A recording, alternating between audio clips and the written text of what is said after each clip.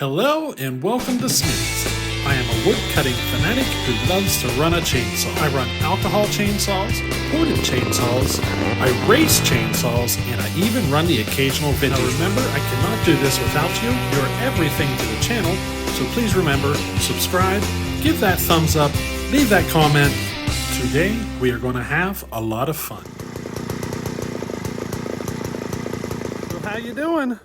Hey, we got the Husqvarna 55 that we sent down to Bodie's little contest. We got it back from TW. Definitely want to send a special thanks to TW for taking it on down there and making sure all that side of it worked out good and smooth. He got her shipped back, and hey, we're going to run it today. The reason is because, well, things didn't turn out as well as expected down at the little contest. So we're going to kind of go over some of that stuff. You know what I mean? There's some reasons of what happened, and we're going to kind of go over it and everything. But we're going to make some test cuts here. We're going to time them and, just kind of see how our times compare to what Bodie got out of the saw. You know what I mean? Now, he was cutting, if I remember correctly, he was cutting loblolly pine. I have no idea what loblolly pine is. We don't have it here, or at least that I know of. I'm not familiar with it. So the best I can do to duplicate it is poplar, but we're also going to cut some oak too. So I don't know how fast loblolly cuts compared to poplar, or how fast it cuts compared to oak or whatever. But we're just going to time our cuts and take a look at what we get, and I'll kind of go over some of the details of what might have happened. I'm not going through the process of milling up a nice square piece of wood and getting detailed on it. You'll just have to get an idea from what we get today. You know what I mean? But things did not turn out as well as expected, and we're going to kind of discuss some of that. Alrighty, so let's take a look here and see what happens. So there she is, the 55. We sent down to Bodie's contest. She's back. We're going to make some cuts with it, and we're going to kind of go over all the little things of why it didn't perform so well. There's several. We're going to cut two different pieces of wood. This is a piece of poplar. That bar that's on there is just barely big enough to cut through that piece of poplar. And then I stuck this piece of oak here that we're going to make some test hits with as well.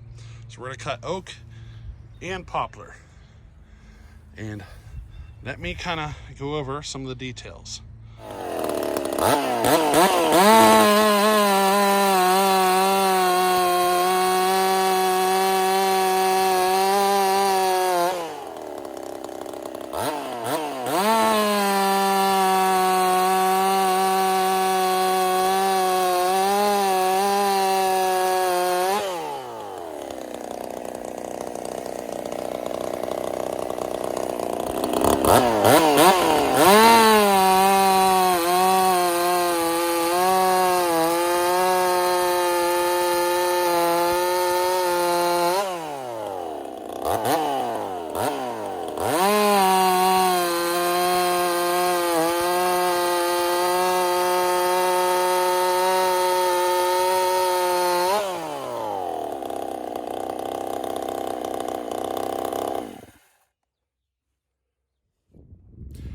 All right, so I'm going to go ahead and edit those cuts, put the clock on them, time them, and then I'll come back in.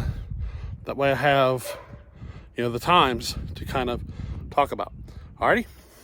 All right, so we got our test hits done and all that stuff. This saw at Bodie's place cut his piece of wood, which I think was 15 inches wide by 13 or 14 inches tall, if I remember correctly. And he was making those cuts in 11 and a half, 12 seconds. I forget, what time did I cut this piece of wood in? Let me just stop this real fast, go back and okay, better prepared now. But in the poplar, we did like 7.6 seconds. And in the oak, we did 8.8 8 seconds. So roughly a 1 second difference between those two species of wood. Now, I had to push really hard.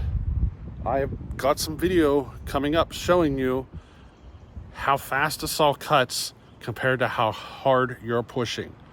I have a video coming up on that, so if you're interested in seeing that, it is coming very soon. We're going to be making a bunch of test hits, trying to push harder and harder and harder on the saw and seeing if it changes how long it takes to make the cut. And hey, it's coming soon, but I can tell you, I was pushing pretty hard on the saw to make those cuts. It was not like previously I was talking about it cutting at 11,400 RPM. Those were not at 11,400 RPM. I was pushing too hard for it to cut at 11.4. I was pushing hard enough to make this saw cut as fast as I could get it to cut, which was closer to the high 10s, 10.9, 10.8, somewhere in there. So personally, I think one of the mistakes I might have made was putting a tack on the saw. Because, you know, sometimes that can get in your head when cutting and you're not focused so much on seeing how hard you can push the saw through the cut. So that's one of the mistakes I think I made, is throwing a tack on the saw itself to actually see, you know, what kind of RPM it was cutting at. But, you know, it is what it is. At least we know, and we're well informed, that the fastest possible cuts I can get out of this saw, pushing hard, you know, trying to force her through the cut, it's high 10s, probably around 10.8, 10.9, somewhere in there. That's where the actual cut times will be the fastest. Again, I have video coming up showing you some of those details.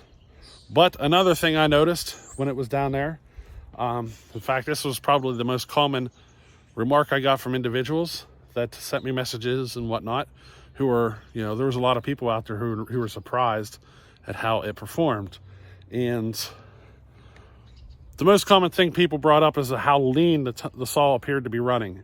And I do believe, yes, it was probably running pretty lean, but, you know, when TW got the saw, he got her fattened up. He got, you know, you got to see how she was running there.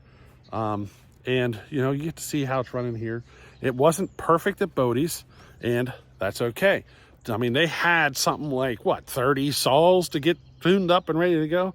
They didn't have time to mess with this. You know what I mean? We needed to have more time here, making sure things were perfect before sending it, and I just ran out of time. So we sent an imperfect situation to them, and I'm not surprised that we ended up with an imperfect result. The saw is faster, I believe, than what, you know, we got out of his contest. I believe the fastest times in the pine that he was cutting was around 8 seconds, 8 point some seconds. And in the poplar here, I'm in the 7-second range. Does that mean I would have been the fastest saw there? We're not cutting the same species of wood. You never know. You know what I mean? Does poplar cut faster than the pine? Does the pine cut faster than the poplar? You know, does it cut as fast as oak?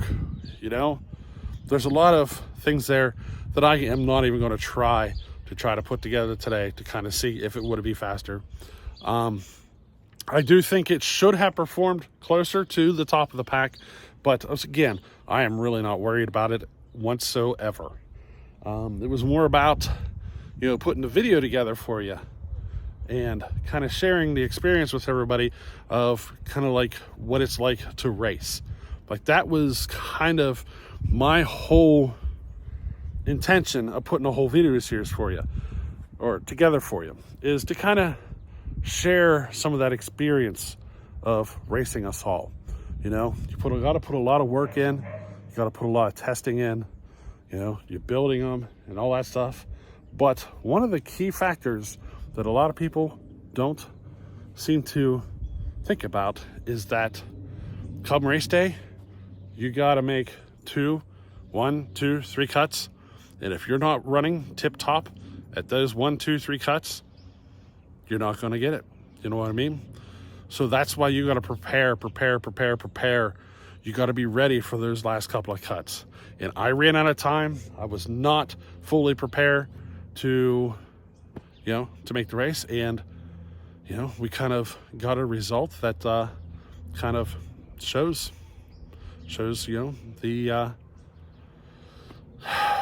the misfortune of events, I guess you can call it.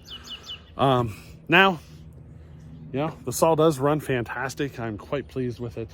It's got torque for days, and it's just going to keep performing better and better and better.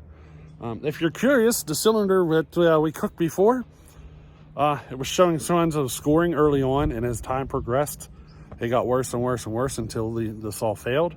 And as of right now, we have no scoring on that cylinder. Everything looks to be perfect. So cylinder number 2 looks like it's going to work out for us, at least till now. So far, no signs of any issues whatsoever. But anyway, I thought I'd put this little video together for you guys, kind of showing you, you know what I mean, what happened, and maybe kind of sharing this experience with you kind of opened your eyes to the reality of what it's like racing saws, building them and everything. Because I could sit here and work on the saw all day long for months, but if I can't get it to perform perfectly on race day, then it was all for nothing. And that's what it's like racing. It's, you know, that's part of what it's like. That's life. So whether or not this saw performed great during race day does not mean whether or not it performs great, you know, normally. It's just the way it worked out. Now, as far as YouTube is concerned, because this was all put on YouTube, I put it on YouTube, TW put a video of it on YouTube, Bodie he's been putting videos of it on YouTube, and it's kind of unfortunate that it did not perform well, because now he's got videos of it going up of this saw performing like poop. You know what I mean? I did gain some subscribers. I think I gained 20 or so subscribers during the whole build, but on the other hand, after the videos from the race started coming out, I lost like 100. So there was a lot of people who did not stick around to see the full series of videos on this saw, before, after, you know, all the little details. There's a lot of people who did not stick around for that, and that's unfortunate for them. You know, I might have lost 100 subscribers, but I gained a lot of people who watched this whole series. I gained a lot of people who, you know, enjoyed it and enjoyed living the experience with me. You know what I mean? But that's the life. That's what it's like racing saws. You know what I mean? It just, sometimes it works out and sometimes it doesn't. You do everything you can to be prepared as possible, but sometimes it does not work out for you the best in the end. Now, would I do it again? Especially knowing that, you know, if I have something fail or whatever, I could potentially lose another 100 plus subscribers. You know, that could happen again. Yes, I would do it again. Maybe. I don't know. It would depend on the situation. You know what I mean? I'll be honest with you. It would depend on the situation. If it's a situation where I'm like, you know what, I might lose a few thousand subscribers if I try doing this, then yeah, I'm not going to try to do it. But, you know, it is what it is. You got great people out there, and then you got some sucky people out there. And I think all we did is get rid of some sucky people. Right? Let's be positive, right? We'll be as positive about it as we can.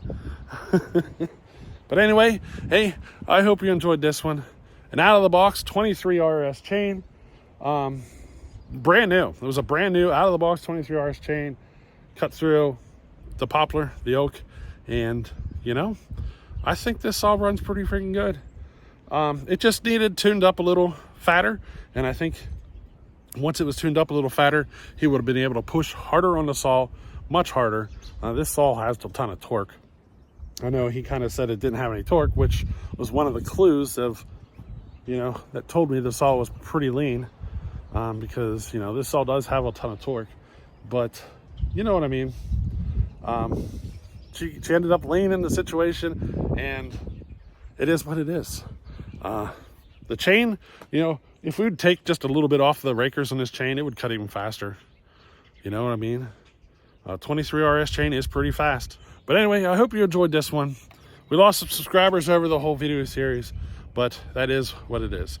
This will be the last official video on that series.